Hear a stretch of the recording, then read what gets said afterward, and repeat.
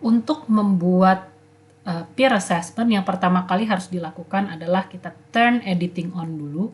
Kemudian kita masuk ke pertemuan yang kita mau membuat peer assessment. Jadi misalnya setelah UTS di sini. Kemudian add an activity or resource, klik workshop. Di sini kita beri judul, misalnya di sini peer assessment. Di deskripsinya kita beri deskripsi tentang peer assessment ini apa. Saya sudah siapkan di sini misalnya di sini. Jadi peer assessment merupakan penilaian yang diberikan sesama anggota kelompok untuk menilai kinerja anggota dalam produksi film mata kuliah X misalnya. Kita bisa display ini di course page, artinya di bagian depan yang tadi itu dia akan muncul, tapi kalau tidak pun tidak apa-apa.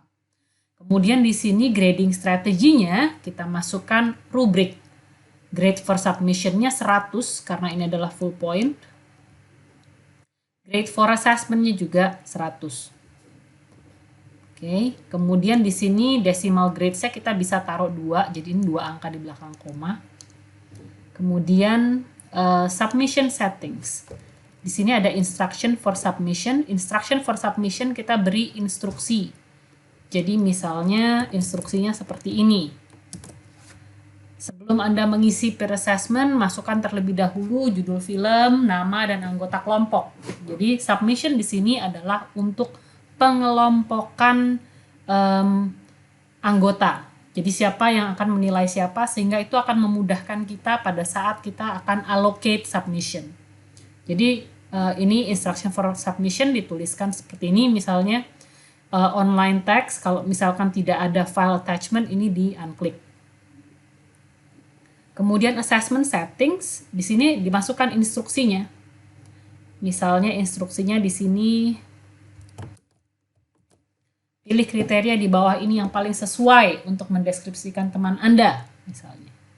Nah, kemudian di sini bisa masukkan feedback, tapi kalau tidak ada pun tidak apa-apa, bisa masuk langsung ke availability. Nah, di sini availability, jadi misalkan untuk submission kita memberikan deadline kapan si mahasiswa boleh mengisi nama anggota kelompoknya.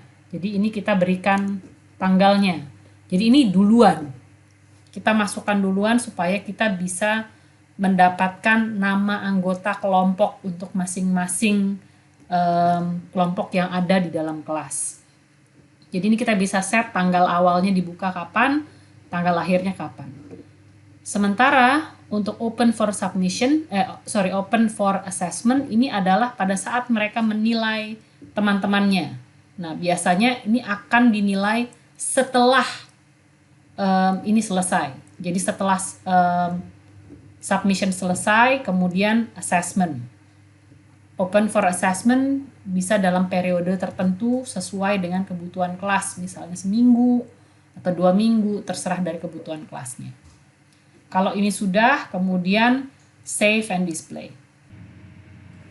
Kalau sudah, kita akan masuk di dalam setup phase. Nah, di dalam setup phase ini ada edit assessment form, di sini kita klik.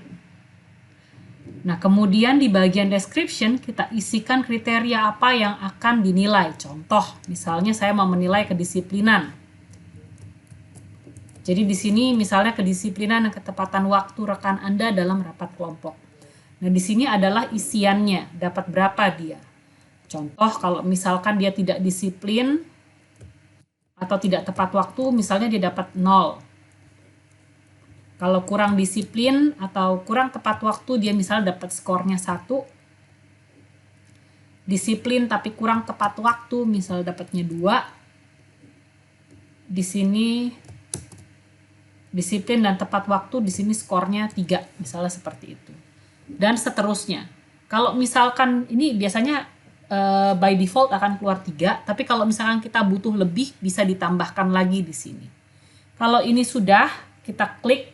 Jadi misalkan ini sudah kriterianya, kita sudah masukkan semua, kita masuk save and close. Tapi kalau misalkan kita belum, kita masih bisa lanjutkan save and continue editing. Nah, kalau ini sudah, kita tinggal klik switch to next phase. Kemudian kita klik continue. Dan kita akan masuk di submission phase. Nah, di sini ada allocate submission.